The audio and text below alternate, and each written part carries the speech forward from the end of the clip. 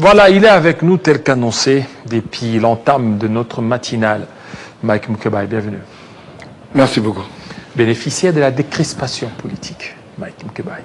Non, je ne peux pas, moi, je ne parle pas de décrispation politique. Mais avant d'en arriver là, j'aimerais bien souligner quelque chose. J'ai suivi tout à l'heure, dans votre tranche 5 questions, celui que vous avez reçu là, c'est un député national qui parle dans un français approximatif pour dire que les opposants, il n'y en a pas dans ce pays et que nous sommes à la recherche de quelque chose. Vous pouvez lui demander ce qu'il a fait dans sa vie avant de devenir député, quel est son parcours, avec ce français approximatif qui sort de sa bouche là. Il n'a même pas de cohérence, comme d'ailleurs tout son camp.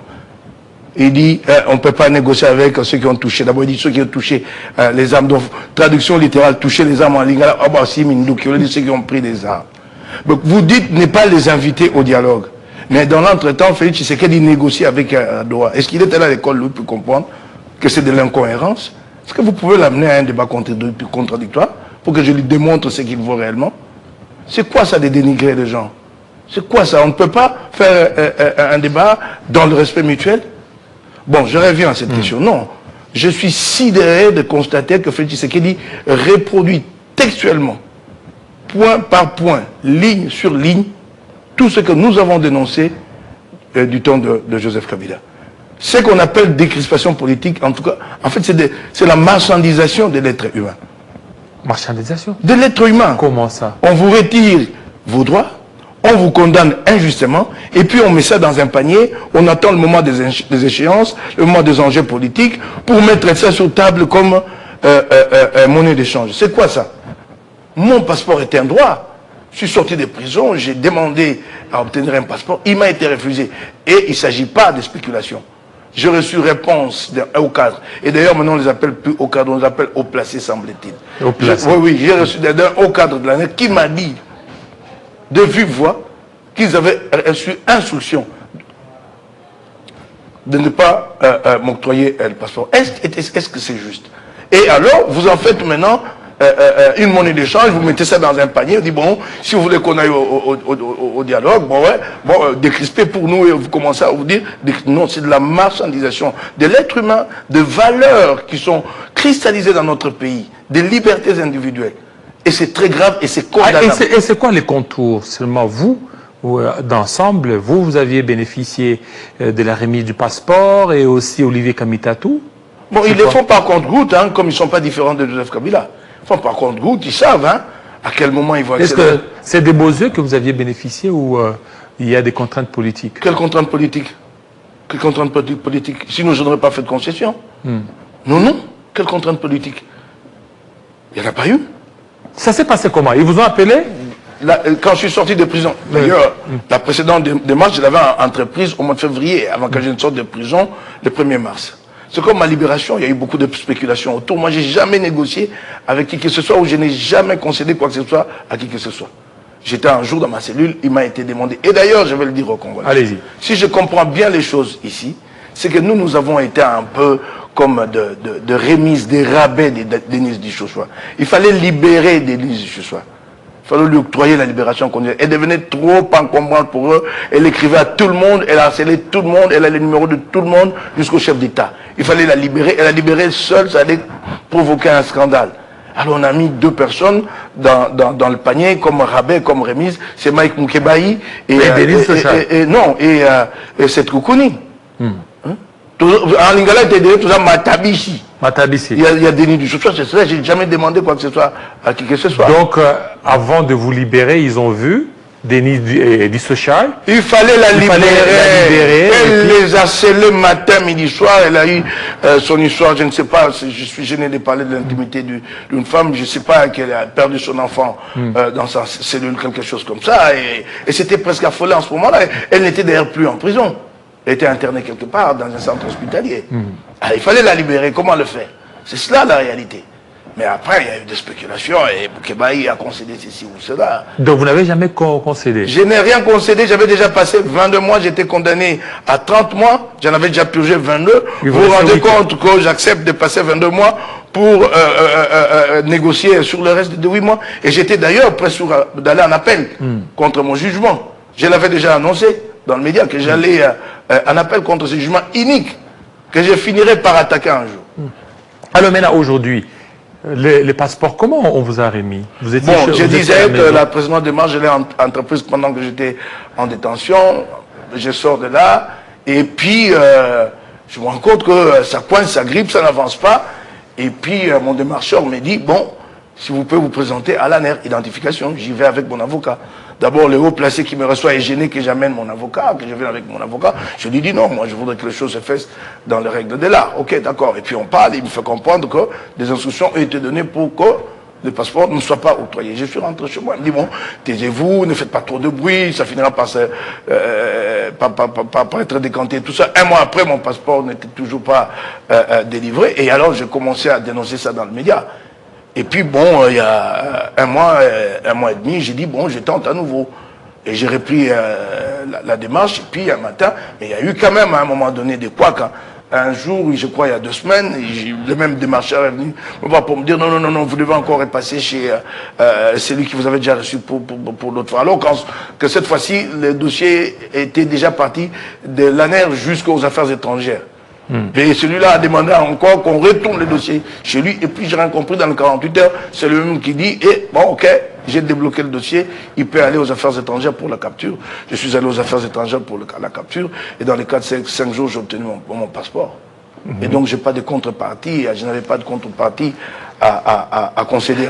Parce que ça tombe au même moment qu'on a aussi remis à Olivier Kamitatou. Mais c'est dans cette logique de la politique de Tshisekedi, de marchandisation de l'être humain. C'est cela, qu'est-ce que vous voulez. Et là, on attend aussi la remise du passeport de Katumbi. Mais ça va de soi, c'est un droit à lui. Pas que Katumbi, je plaide depuis 3, 4, 5 jours, une semaine aussi, pour Papi Tamba, qui connaît des problèmes sérieux de santé et qui demande des soins appropriés à l'étranger. Si on peut aussi lui octroyer son passeport, qu'il aille se faire soigner, on attend quoi qu'il meure ici. Papi Tamba, ouais. Il est souffrant. Il est souffrant. Est-ce que je ne sais pas si vous l'avez vu ces derniers temps. C'est bien apparent qu'il est souffrant. Alors maintenant, qu'est-ce qui se passe aujourd'hui au niveau de votre parti Ensemble pour la République? Ce qui se passe, c'est que tout va bien. Je ne sais pas comment on peut dire. Tout va bien? Ah ben oui. Ah mais avec ce qui se passe... ce qui s'est passé, il n'y a pas ce qui se passe. Oui. Maintenant, tout est revenu... Jury Fifi, entre Olivier Kamitatou, Salomon Idi Kalonda, tout ça. Commencez par reconnaître le leadership de Katumbi, la maturité d'Ensemble. Et nous avons géré cette crise avec beaucoup de responsabilité. Est-ce que ce n'est pas... Reconnaissez d'abord le leadership de Katumbi. C'est quoi son leadership par rapport à ça? Mais la crise a été on lui gérée, reproche la crise a été gérée avec beaucoup de responsabilité. C'est un leadership faible. Non. Attendez, j'ai entendu ces critiques et j'y ai déjà répondu, je vais revenir là-dessus. Les gens veulent voir chez Katumbi un leadership caporalisant comme il y en a dans tel ou tel autre parti. Ah non, chez nous ça passe pas. Nous sommes des intellectuels libres et nous discutons, nous nous mettons d'accord. Et Katumbi l'a si bien compris qu'il mène un leadership de conciliation. Il écoute les uns les autres. Quand vient le moment de dégager l'option, il dégage et nous nous soumettons. Nous ne sommes pas prêts à accepter un leadership caporalisant. C'est cela ce que les gens ne comprennent pas. Les gens veulent voir un leadership façon coq, quoi. Hein? Un coq mâle, un coq dominant dans la cour. Non, ça ne passe pas. Chez des grands esprits qu'il y a d'ensemble. Chez les autres où il y a des gens qui se prennent pour des valets de celui qui dirige le parti, tant mieux. Il y a quand même des grands esprits et vraiment des gens brillants dans ce parti. Il faut commencer par les reconnaître à notre parti. Et encore que jusqu'à ce jour, nous sommes parti d'opposition et il n'est pas facile de garder des intelligences dans le rang d'opposition quand on sait qu'ici, les gens sont plus tentés à aller vers la marmite. Donc reconnaissez donc ce leadership-là. Comment il fonctionne. Et c'est comme ça que je dis que la crise a été réglée avec beaucoup de responsabilités. Il y a eu une crise, c'est vrai, c'est regrettable, mais nous sommes dans une communauté d'hommes. Il est normal que certaines divergences dégénèrent pour arriver à des frictions. Mais je conseille à la mesure et la retenue la prochaine fois. Vous avez vu que Katumbi a d'abord procédé à une réconciliation, une première fois, mais des incompréhensions ont encore refait surface. Et cette fois-là, ça a été pris en charge au niveau du directoire exécutif national. Hervé Diakessi a occupé d'une suspension et mise à la disposition du comité des sages. Et grâce au mari, a été exclu définitivement du parti. Et tout est revenu dans l'ordre. Et déjà... Je suis étonné que les gens se demandent qu'est-ce qui se passe. Oui, on sent des tendances Olivier Kamitatou, qui serait une tendance très dur. Je suis fier. Je suis fier. Tendance Salomon qui veut un tout petit peu être avec peut-être le pouvoir, mais c'est quoi? Je suis très fier que les gens parlent des tendances, des courants d'ensemble. Vous ne pouvez pas être là, au sein d'un parti politique, avant de procéder à la mise en commun, avoir tous la même pensée, c'est impossible. Nous ne sommes pas l'UDPS ou l'Union sacrée. Genre monolithique. Ils sont tous d'accord avec le changement de la Constitution. C'est impossible dans un groupe d'hommes. C'est impossible. Vous ne pouvez pas obtenir ça. Les quelques-uns dans l'Union sacrée qui ont tenté d'élever la voix pour dire « Eh bien, ça va nous conduire au désastre cette affaire », ils ont subi des pressions. Vital Kamere et Bahati Lukobo, ils se sont tus complètement dans toutes les langues. Ce n'est pas normal. Chez nous, je suis fier d'apprendre qu'il y a des courants.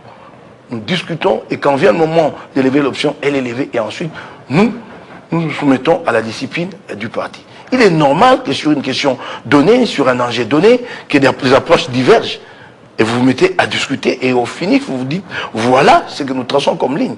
Tout à fait normal. Et d'ailleurs, ça alimente la vitalité démocratique, ces discussions-là. Ça alimente. Et Olivier, d'ailleurs, c'est dit en français que c'est du choc des idées. Olivier Kamitatou qui voudrait à ce qu'ensemble puisse se rallier à la cause du camp de Sauvons le Congo. C'est un média qui me l'a dit.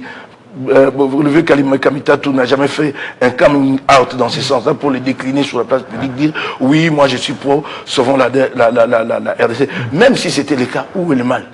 S'il a une sensibilité dans ce sens pour un rapprochement, nous en discuterons. C'est tout à fait normal. Et que tel autre ait une autre sensibilité, nous en discuterons le moment venu. Tout à fait normal. Oui, maintenant, avec cette situation, c'est que ce n'est pas la caporalisation de Katumbi lorsqu'on voit Salomon Idi Kalonda qui est proche de Katumbi, ainsi que Olivier Kamitatou, la guerre de positionnement entre les deux. La guerre de positionnement pour quel objectif? Chacun veut beaucoup plus se positionner, veut avoir une place de choix dans les sièges des Katumbi. Non, je ne pense pas. Je pense qu'il y a eu plutôt une incompréhension qui est partie de l'article publié par un média en ligne, Congo Confidentiel. Congo Confidentiel. Et c'est regrettable que cet article nous ait amené à cette confrontation. Je ne vois pas ces positionnements parce que chacun d'entre eux a un rôle autour du chef. Chacun d'entre eux, d'entre les deux ou d'autres encore, il n'y a pas que dans l'entourage des chefs, il y a bien d'autres. Peut-être des non-apparents qui ne sont pas connus du grand public, mais qui ont une très grande influence. Moi, je ne vais pas y aller jusque-là. Je peux vous dire même des gens ici que je rencontre, avec qui j'ai discuté. J'en ai discuté encore avec un il y a 2 semaines, qui ont une très grande influence autour du leadership d'ensemble pour la République, qui n'apparaissent nulle part. C'est humain, c'est normal, non? Comme moi, j'ai des gens avec qui j'ai grandi, avec qui j'ai fait des études, avec qui j'ai beaucoup de considération.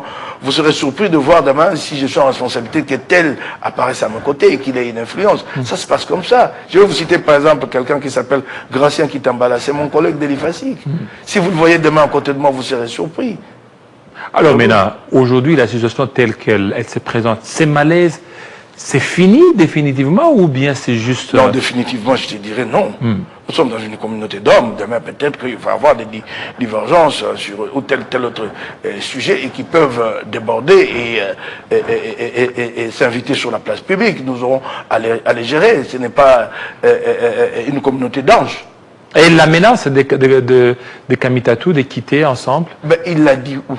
C'est de la spéculation, vous êtes journaliste. Aidez-nous à combattre la désinformation. Je regrette qu'il ne connaît plus de presse. Quand je vais chez Télé 50, je suis plus ou moins à l'aise. Mais sinon, dans la majeure partie de la presse, ce qu'elle fait aujourd'hui, elle fait de la communication. 100 $, on relaie n'importe quoi, on travaille à détruire et nous informer. Sur les journalistes pro, Félix Tshisekedi, il faut détruire Katumbi. On n'informe plus. Et d'ailleurs, moi, quand je cherche l'information, c'est pas auprès des médias congolais. Sinon, vous tombez dans la désinformation, vous n'avez que ça. Les ARC, parce qu'on a vu on a vu sur des réseaux sociaux qu'ils voudraient ressusciter ARC. ARC est une initiative, il ne va pas ressusciter ARC deux fois. Parce qu'il y a déjà sa fille, pour qu'il ait beaucoup de considération. C'est une fille très intelligente. Elle est vraiment sur les traces de son père. Je suis très fier d'elle. Je discute beaucoup avec elle. D'ailleurs, quand je l'ai rencontrée, je ne savais pas qu'elle avait autant de capacité d'anticipation. Elle me surprend chaque fois que je discute avec elle. Elle a quitté Ensemble pour la République à l'occasion de cette bisbille. Elle a déjà commencé à exhumer acte. Sonia Kamitatou, quand vous allez sur son profil, vous voyez bien les logos de... Est-ce que ça n'est pas... Alors, Kamitatou va réexhumer. Quoi. Et son père ne serait pas derrière elle? Comment ça? Oui, son père. Une dame qui a été rapporteur adjoint à 31 ans du bureau du Sénat va aujourd'hui travailler par procuration et donc sous le dictat de son père, vous vous voyez compte? Et vous voyez un esprit libre comme Kamitatou être là à s'occuper de sa fille plutôt que de travailler à ses propres attributions. Il aurait pu dire à sa fille de ne pas exhumer peut-être Arc. Elle s'assume en tant que majeure responsable. Elle s'assume. Mais plutôt, ça démontre que ce qui se raconte sur l'initiative de Kamitatou est faux. On ne va pas exhumer 2 fois les mêmes produits. Sonia est déjà en route à envoi de ramener Arc en surface. Mais alors, dès lors qu'elle quitte ensemble, oui. C'est qu'il y a encore des frustrations. Mais elle l'a quitté ensemble. Non résolues. Non. Elle a estimé que l'environnement ne permettait plus qu'elle s'exprime librement et je respecte sa position. C'était au tout début de la crise. Oui, à la genèse même, quand la crise a commencé à l'origine. Donc ça continue tout ce... Non, elle est partie à, je crois maintenant combien? Un mois. Est-ce que tous ceux qui sont tout autour des Kabila, des Katumbi, excusez, tout autour des Katumbi, est-ce qu'ils les suivent par conviction? Si ils ne les suivaient pas par conviction, ils les suivaient par quoi? Pourquoi? Parce que le genre raconte beaucoup. Que nous sommes là pour l'argent de Katumbi. Vous voulez que je vous dise que moi-même, je traverse des difficultés en tant que coordonnateur provincial, Ensemble pour la République vide de Kinshasa. Dû à quoi ces difficultés? Mais parce qu'il n'y a pas suffisamment de moyens. Il ne vous envoie plus? Non, il n'y en a pas pour moi individuellement, mais pour le fonctionnement de la structure. Il faut que je l'ai dit sur la place publique, peut-être pour que les gens me comprennent. De toute façon, je ne suis pas le premier. Je ne suis pas le premier. Et il n'y a pas que moi qui vis ces difficultés. C'est quasiment toutes les structures du parti. Donc, ça voudrait dire que dans ces partis-là, les gens se privent aussi, se sacrifient. Il faudrait bien que l'opinion les sache. Nous traversons un moment difficile. Et c'est au niveau de toutes les structures du parti. Qui bloque l'argent? Personne ne bloque l'argent.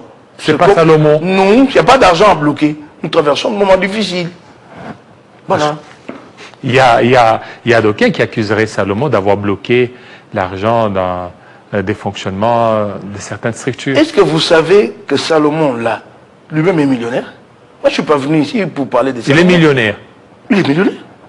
Vous voulez que je vous cite, que je vous dise combien de biens immobiliers il possède à Kinshasa? Ce n'est pas le propos de cette émission. Et ça, les Congolais n'en ont pas besoin. Je ne suis pas venu pour parler de ça. Des vendeurs de chaussures. J'entends des gens... Des vendeurs de chaussures à un millionnaire. Écoutez, ne me mettez pas en situation de défendre tel, de condamner tel. Hein, ne me mettez pas en cette situation-là, de commencer à chercher, à faire l'image de tel, puisqu'il a été attaqué. Ben, je ne suis pas là pour ces questions-là. Je ne suis pas là pour ces questions-là. Voilà quoi. Et la situation telle qu'elle se présente aujourd'hui au sein d'Ensemble, aujourd'hui, vous pouvez certainement affronter vos adversaires politiques qui sont en face, Félix Tshisekedi et les autres qui peuvent se présenter. Mais mettez-nous dans l'arène. Vous n'êtes pas fragilisé. Mettez-nous dans l'arène, dans un combat à armes égales. Vous verrez ce que nous allons faire. Vous ne vous sentez pas fragilisé? Comment fragilisé? Sinon, je ne serais pas venu ici. Je serais resté chez moi. Sinon, je tiens autant fragilisé que vous voulez de faire croire à l'opinion. Mettez-nous dans l'arène, vous verrez la démonstration de ce que nous sommes. Parce qu'il y a d'autres qui disent Katumbi serait pire que Tshisekedi. Pire en quoi? Pire que Tshisekedi dans sa gouvernance, dans sa manière de faire les choses. Un de vos anciens. Bon, je ne vais pas me lancer dans cette polémique-là. Katumbi a eu à faire preuve de son leadership. Il a été à la tête d'une province. Les résultats sont là. Nous les avons tous palpés. Et il y en a certains qui le critiquent aujourd'hui, qui hier ont été seuls laudateurs peut-être celui-là aussi dont vous parlez. Bon, le problème c'est qu'au Congo, les gens ils sont pas cohérents, ils sont pas constants, ils disent des choses pour plaire par moment. Aujourd'hui, l'audateur de Katumbi, demain, sous la responsabilité d'un autre leader, il faut plaire à celui-là et attaquer Katumbi. Donc je ne participe pas à cette polémique-là. Alors, Mike Moukebaye, ça fait plus de trois fois que les différentes réunions ou les différentes marches de l'opposition ont été reportées. Est-ce que cette fois-ci, au niveau du 15 septembre, ça va tenir? Je le souhaite. Et je tiens ici... On vous a vu mobiliser. Vous étiez vraiment en foulard, allant dans différents coins de la ville de Kinshasa, mais rien ne s'est fait. Je le souhaite. J'interpelle les leaderships de ce 64. Je n'ai pas été d'accord quand il y a eu un rapport et par la suite l'annulation de l'activité du 22 juillet. Ces 64 avaient même parlé de rapport. Moi, j'avais été très catégorique pour dire que ce n'est pas un rapport, c'est une annulation. Je reviens ici pour dire qu'il est difficile de concilier ces deux thèmes dans un combat. Donc d'un côté, la défense de l'ordre constitutionnel et de l'autre, l'exigence de la convocation d'un dialogue dans le plus bref délai. C'est difficile de concilier les deux. Et de toute façon, celui qui a dit en français qu'on ne poursuit pas deux livres à la fois, il n'a pas dit au hasard. Les deux, c'est incompatible. Vous ne pouvez pas le porter au même moment. Ici, il s'agit d'une position de fermeté qui n'accepte pas de négociation. L'ordre institutionnel n'est pas négociable. Il n'y a rien à transiger. Or, du côté de la convocation du dialogue, il y a à transiger sur le nombre, les quotas, ainsi de suite, beaucoup bien de choses. Et quand vous mettez les deux ensemble, vous vous affaiblissez vous-même. Ici, il n'y a rien à transiger. Ça demande la fermeté. Et ici, vous devez négocier. Quand vous mettez les deux ensemble, ça veut dire qu'à tout moment, si on vous appelle de ce côté-ci, alors qu'une date est bien déjà fixée, vous devez aller pour écouter, pour entendre, ça vous affaiblit de ce côté-ci. Et le pouvoir... Et je l'ai dit toujours, et je le répète ici, c'est vrai, il faut aller très vite au dialogue, puisque nos compatriotes souffrent à l'Est. Mais vous ne pouvez pas maintenant nous précipiter. Ce dialogue, il viendra. Laissez M. Tshisekedi continuer à jouer la montre, la porte finira par se refermer sur lui. Ça va se retourner contre lui dans un bref délai. Il n'a plus de carte à main. Là, en fait, il joue en montrant un peu au dur de son camp que je suis encore le maître de la situation. Il ne contrôle plus rien. Ça va se refermer. Il est dans une nasse. Hein. Plus il avance, plus ça se referme. Il est dans une nasse. Regardez, il s'est d'abord piégé lui-même. Il a confié la médiation de son dialogue, hein, son dialogue format état généraux, comme il appelle ça. Il a confié ça aux évêques, mais il s'est piégé. Il sait que les évêques ont une idée à eux de dialogue qu'ils appellent pacte social. Et lui a une autre idée. Comment toi qui as une autre idée du dialogue, tu confies ton idée à toi là, à eux qui ont l'idée du dialogue sous la forme de pacte social. Et aujourd'hui, il est pris à son propre piège parce que les évêques lui disent, nous ne pouvons pas porter ces formats-là, le dialogue appelé état généraux. Mais qu'est-ce qu'il va faire maintenant? Se désengager avec les évêques, ça va tuer encore son image, qu'il prendra encore au sérieux. Regardez déjà pour vous rendre compte qu'il est en difficulté. J'ai entendu votre député là, tout à l'heure. Un dignitaire, c'est un dignitaire. Hein? Il s'est dit dignitaire. Oui, un dignitaire, vous me plaît comme vous voulez. J'étais encore sur quelle idée? Ouais. Dire que, attendez, il va, si vous voulez comprendre ce qui va se passer avec la loi référendaire, attendez la communication du chef de l'État. Vous savez que d'ordinaire, quand une annonce est faite sur l'adresse du chef de l'État, c'est dans les 24 heures hein, que la prise de parole est effective. Hein. Là, ça fait combien de temps depuis que Félix Tshisekedi a promis de parler? 2 jours, hein, une dizaine, une quinzaine. Ça ne vous montre pas assez qu'il est en difficulté, qu'il ne sait quoi dire au peuple congolais. Et il a promis que ça va être un dialogue exceptionnel comme le Congo n'en a jamais vu. Oui, parce que ça ne sera pas un dialogue, ça va être le congrès de l'Union sacrée. Ce qu'il se prépare à convoquer là, c'est le congrès de l'Union sacrée. Congrès. Mais qu'est-ce qu'il attend pour le convoquer? Mais chaque fois, c'est des promesses. C'est parce que c'est pas si facile pour lui. C'est pas si facile pour lui. Qui les suivra? Déjà au niveau africain international, personne ne les suivra. À l'interne, pareil. Alors qu'il n'a qu'à convoquer son congrès là. Alors ne tombons pas dans les pièges de la précipitation pour le dialogue. De toutes les façons, moi, ma position, elle reste claire. Vous ne pouvez pas vous assurer que le dialogue sera inclusif et qu'il pourra régler la crise tant que Doha n'a pas abouti à un accord de paix. Il faut que Doha aboutisse à un accord de paix. Et comme ça, la FC M23 se mue du mouvement rebelle à une organisation politique ordinaire et vient au dialogue. Mais si vous n'avez pas d'accord de paix, comment vous faites ce dialogue inclusif? C'est bien beau, j'entends les leaders d'opposition dire nous voulons que Kabila soit là, nous voulons que Nangwa soit là. Non, plus que ça, il faut faire aboutir Doha. Et c'est cela, la voie pour arriver à un dialogue inclusif. Donc tant que Doha n'a pas abouti, moi je ne suis pas pressé. Et Félix Tshisekedi lui-même sait que Doha est incontournable et irréversible. Il y a envoyé les délégués, non, la semaine dernière, sur la pointe des pieds. Il a annoncé ça. En catimini. En catimini. Pourquoi il n'a pas annoncé au sien? Il sait, il est obligé de négocier, d'aller jusqu'au bout. Et les choses vont se compliquer pour lui davantage au mois de novembre. Si ce que disent les bookmakers se confirme, parce que toutes les tendances donnent le démocrate gagnant aux élections de mi-terme aux États-Unis. Et s'ils sont gagnants, quel sera lui son sort? Il sait qu'ils lui sont hostiles fondamentalement. Et vous avez déjà vu qu'il y en a eu une cinquantaine qui ont écrit pour dire nous ne voulons pas de cet accord minier-là dans son format actuel, il n'y a pas de transparence. Et si demain ils ont la majorité au Congrès, vous voyez ce qu'ils vont faire. Donc nous ne sommes pas pressés, nous attendons. Alors il y a bien des leviers qui vont se mettre en activité, entrer en action d'ici là, et il sera le plus pressé de convoquer ces dialogues en ce moment-là. Alors aujourd'hui, si on convoque les dialogues, réfléchissons dans ce dialogue, on fait appel à Kabila, on fait appel à Nanga, sans pour autant vider Doha, ça pourra aller. Je vous dis que ce ne sera pas un dialogue inclusif, c'est vraiment clair. Moi je ne suis pas ici pour plaider la cause de la FC-M23, mais... Comment ça ne sera pas inclusif? Mais dans cette hypothèse-là, la FC-M23 l'a déjà dit, elle ne viendra pas. Et comment vous allez changer les choses? Vous y allez, vous négociez, vous discutez, vous terminez, et les conclusions des dialogues, vous les opposez à la FC-M23 comment? Donc cette partie-là que contrôle la FC-M23 ne sera pas impliquée dans la résolution de la crise. J'ai dit, non, ça dit que l'hypothèse où vous avez ce dialogue inclusif, faites appel Kabila, Nanga, et puis on organise peut-être en dehors du pays, sans qu'on puisse vider Doha, ça pourrait aller.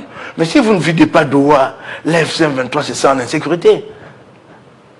Mais il ne va pas trouver son salut dans ce dialogue. Non, il faut que les belligérants terminent les différends qui entre des questions de cessez-le-feu. Dans une certaine mesure, nous ne sommes pas concernés, ou peut-être concernés indirectement en tant que Congolais, mais nous ne sommes pas les acteurs de cette question-là. Il y a bien des questions qui ne concernent que les deux parties belligérantes. Par exemple, la question de la réunification des forces des armées, et ça et là et là. C'est à eux de présenter peut-être quelque chose, mais nous aurons, au niveau du dialogue, à entériner.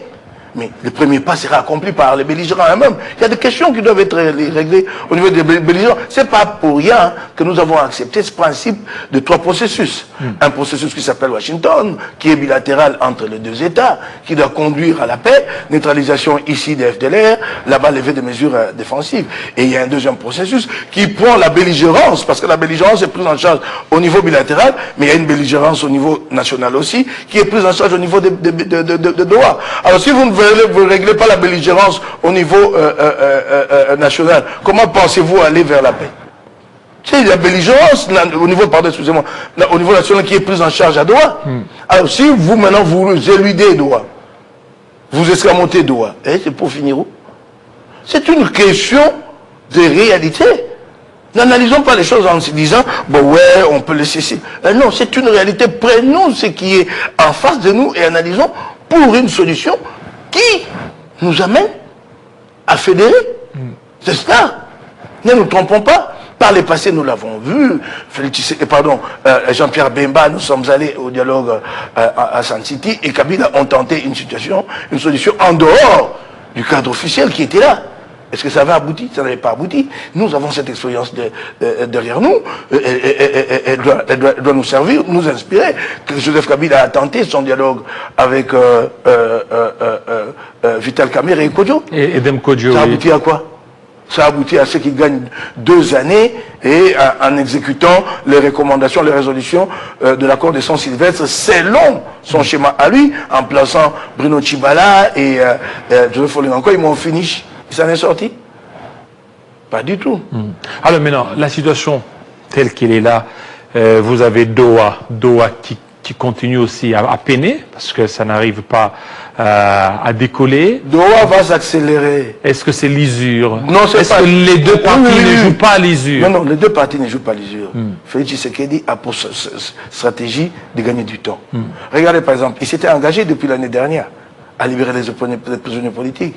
Plus de 700, selon ce qui était convenu entre les deux parties. Finalement, il n'en a libéré qu'une quinzaine il y a quelques semaines. Donc c'est clair que c'est son côté que vient le blocage. Mais ça va s'accélérer à un moment donné, je suis en train de vous le dire. À un moment donné, ça va s'accélérer, il n'a pas le choix. Aussi. Et vous avez vu que a même fait un pas dans un autre sens. Il a accepté finalement d'envoyer ses officiers, des délégués pour siéger à Goma, dans le mécanisme de suivi du cessez-le-feu. Il va continuer à faire des concessions et nous y arrivons. Ne vous inquiétez pas. Est-ce qu'aujourd'hui, avec l'acceptation par le gouvernement que sur le sol, il y a des FDLR, vous ne voyez pas que nous sommes en train de nous engouffrer nous-mêmes? Bon, ce n'est pas moi le gouvernement. Cette question, vous devez la poser au gouvernement. Le gouvernement a déjà pris l'engagement de neutraliser les FDLR. C'est cet engagement qui est repris dans l'accord de Washington. Et là, j'ai remarqué que le gouvernement a changé d'approche. Plutôt que de neutraliser, il a signé un accord avec les FDLR. Ça signifie que nous allons maintenant dans une logique de reddition. Donc, ils doivent se rendre eux-mêmes. Et le monde lui a demandé, les dernières discussions avant Doha, en tout cas les discussions qui se sont déroulées avec le Rwanda, elles ont abouti à quoi? À ce que le gouvernement s'engage et présente un calendrier pour cette capitulation. Et il sera jugé au résultat. Si les gens ne capitulent pas, s'ils ne se rendent pas... Est-ce que ce n'est pas une erreur pour le gouvernement? Parce que ce n'est pas une erreur pour le gouvernement. À un moment donné, il refusait. Je me souviens sous l'ancien ministre, celui qui était d'ensemble, Lutundu, là, il disait qu'il n'y avait pas d'FDLR au Congo. Mais à un moment donné, on vient d'accepter qu'il y a des FDLR. Attendez.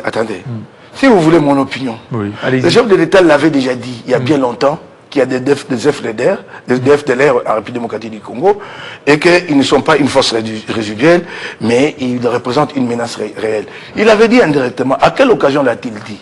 Ça, les Congolais n'y ont pas fait très attention.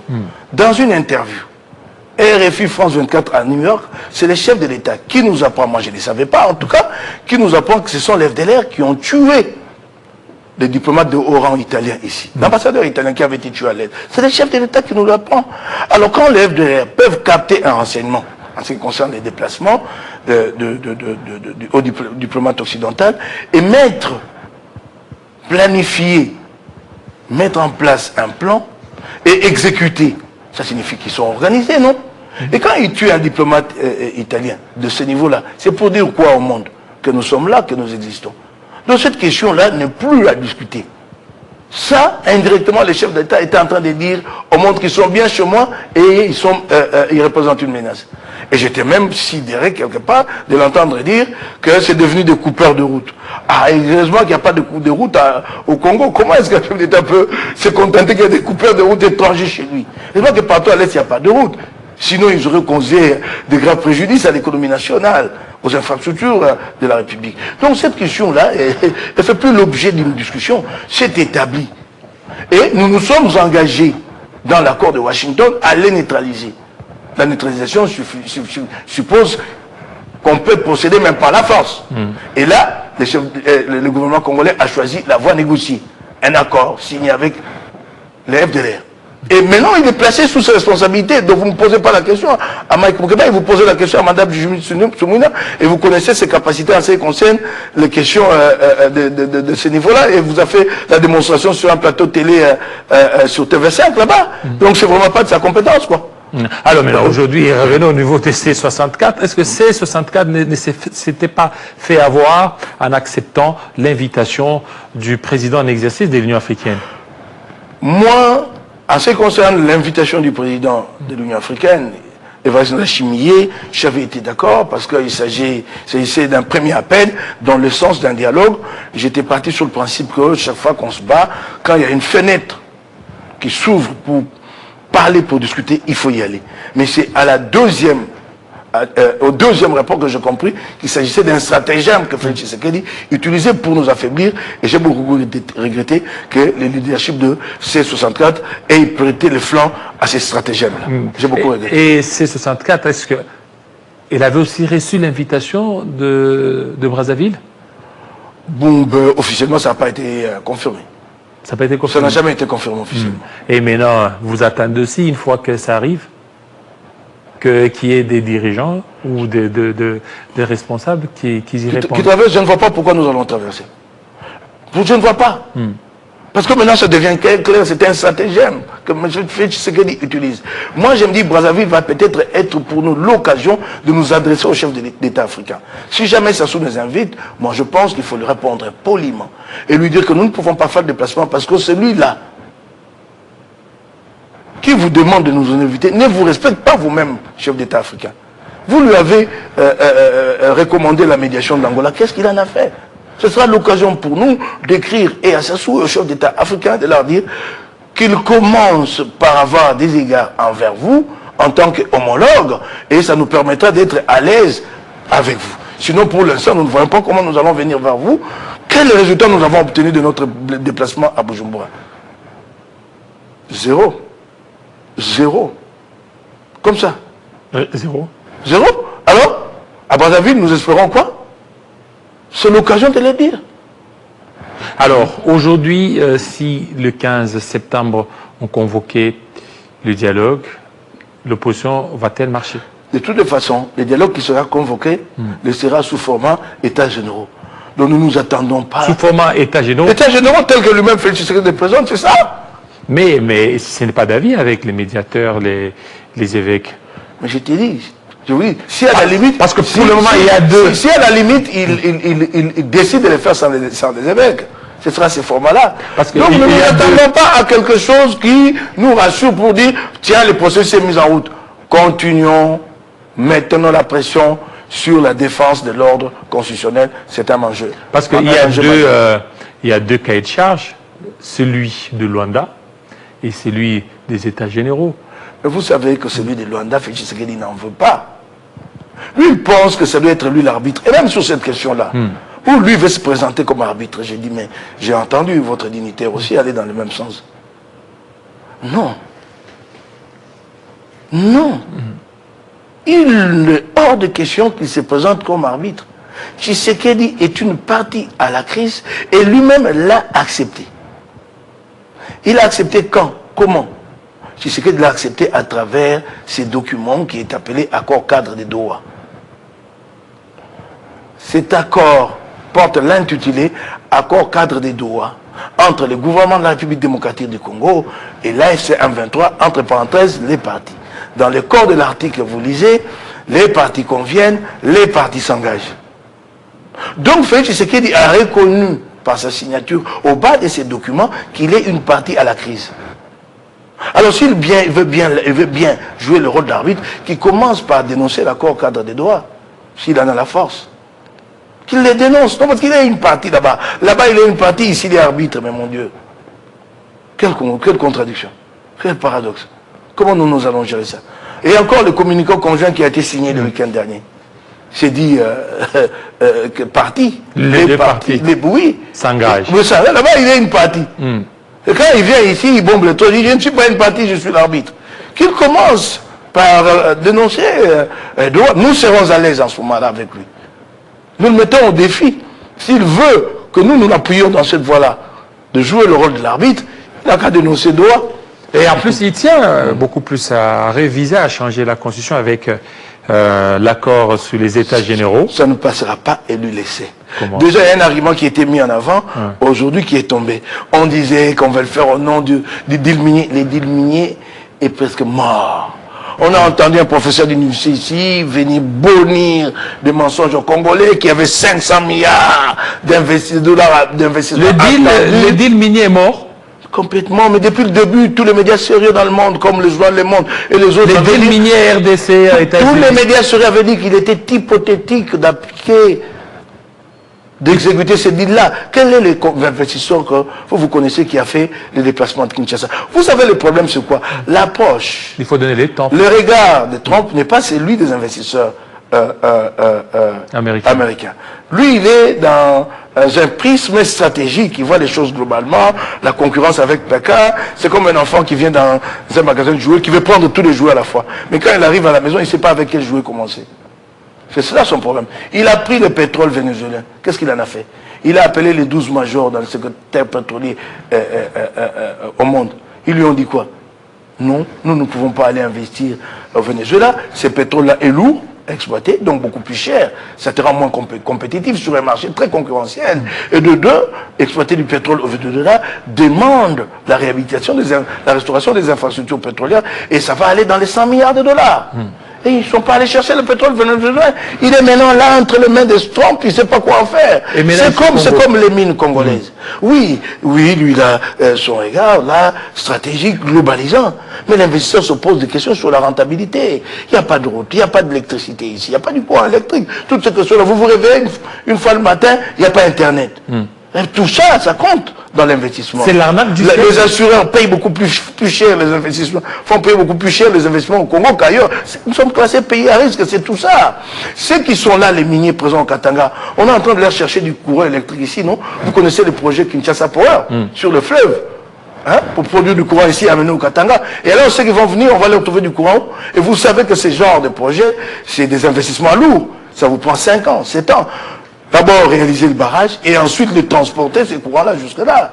Et donc les investisseurs ne sont pas si prêts à venir.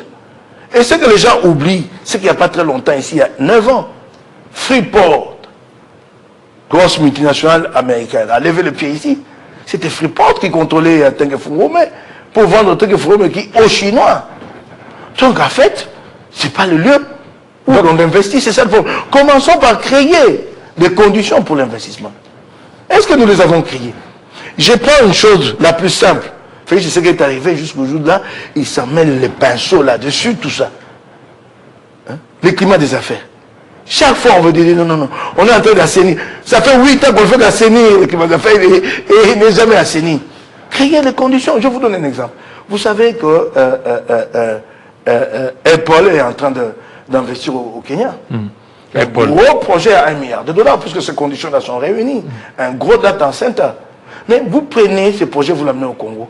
La première difficulté, c'est laquelle, avant que j'aille dans les infrastructures et tout le reste, mais la première difficulté, c'est la ressource humaine. Avez-vous assez de techniciens formés de haut niveau pour travailler dans ce genre de structure? Non. Donc Apple, si Apple arrive ici, Apple va aller chercher des techniciens de ce niveau-là à l'extérieur. Ça va lui coûter cher parce qu'il va les payer comme expatriés. Mais au Kenya, s'il trouve cette ressource humaine-là, notre université est ISTA, qui est technologique, à quel niveau? Je n'insulte pas notre université. Elle est à quel niveau? Est-elle équipée? Ce sont toutes ces questions-là.